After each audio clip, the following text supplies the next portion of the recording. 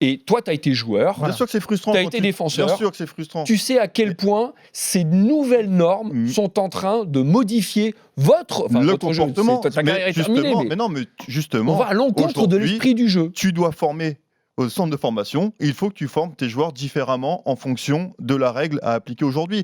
Aujourd'hui, il y a une règle, elle est claire, elle est simple, elle est contre l'esprit du jeu, peut-être. Là, il y a eu des changements de règles sur les 6 mètres, les remises en jeu, qui vont dans un esprit de jeu, justement, où les joueurs peuvent... Oui, ça, en revanche, et ben voilà, ça va dans l'esprit du jeu. Là, il y a une règle qui va contre l'esprit du jeu, certes, mais c'est une règle. Et c'est une règle, et il faut l'appliquer.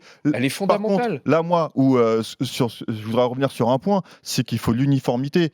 Et surtout, ils ont décidé de faire cette règle, mais que les arbitres l'appliquent. Parce que hier, quand tu fais le match Clermont-Lens... Oui, mais non. Ouais, mais regarde... On se contredit, là. Non, parce que regarde, tu as le match Clermont-Lens hier, et textuellement, sur la règle, c'est marqué que même si le ballon vient d'être touché par un coéquipier ou un adversaire se trouvant à proximité et que le ballon touche la main, il n'y a pas pénalty.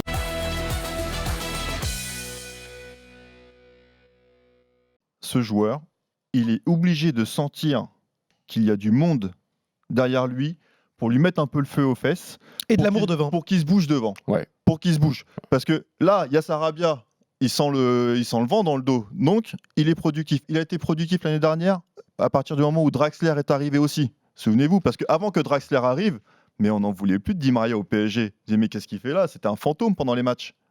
Il est capable.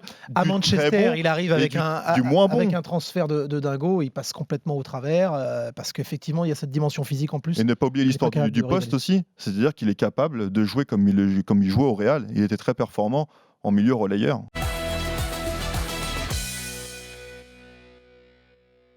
Est-ce que Keylor Navas doit venir dans cette équipe?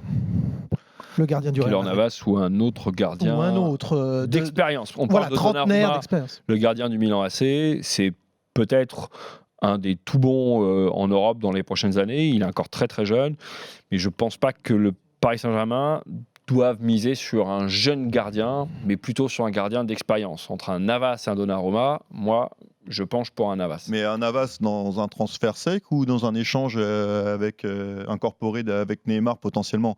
Parce que si c'est ça, un Navas, c'est quoi? C'est 31, 32 ans? Il reste un an de contrat. Le costaricien, oui. Je crois qu'il lui reste un an de contrat, c'est ça, il me semble. Je veux dire. Très vite dans le mercato, en juin, on avait évoqué 20 millions. On avait évoqué 20 millions. Mais c'est vrai que quand on parle d'un échange de Neymar avec un joueur, on n'avait pas pensé au poste de numéro 1 dans ce deal. Ouais, donc, mais il y a quand même d'autres idées, je pense. Il y a un gardien que j'aime bien, c'est un Onana qui a fait une Ligue des Champions extraordinaire avec le gardien de l'Ajax, par exemple. Je veux dire, au pied, c'est ultra performant, c'est tonique.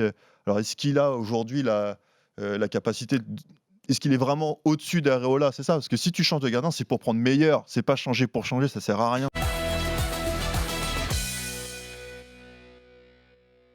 On peut quand même dire de Paul Pogba tout ce qu'on veut. Il est exubérant, parfois il en rajoute, il en fait trop. Il est loyal. Mais exactement, il est loyal. Et aujourd'hui, je trouve que dans le foot, ça fait du bien de voir un exemple comme ça. Il a le droit de bouder autant qu'il veut à l'entraînement, ne pas sourire. En fait, Damien, il est loyal, il est business. C'est un joueur pro.